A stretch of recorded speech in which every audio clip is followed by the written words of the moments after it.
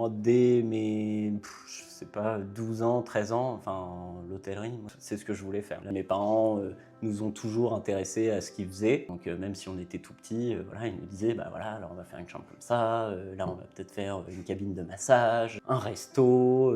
Et puis, nous, on était hyper intéressés, quoi. Travailler en conciergerie à Monaco, tout ça. T'as une anecdote là-dessus ou pas? Ah ouais, à Monaco, ouais.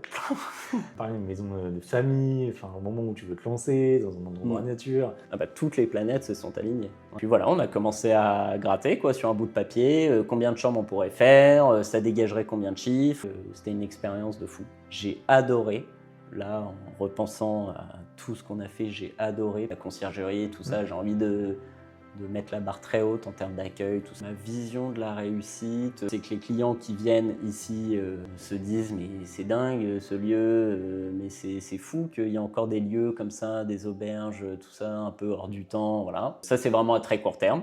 Pas avoir peur de voir grand. Je reparle de mes parents, mais parce qu'ils m'ont vraiment hyper épaulé.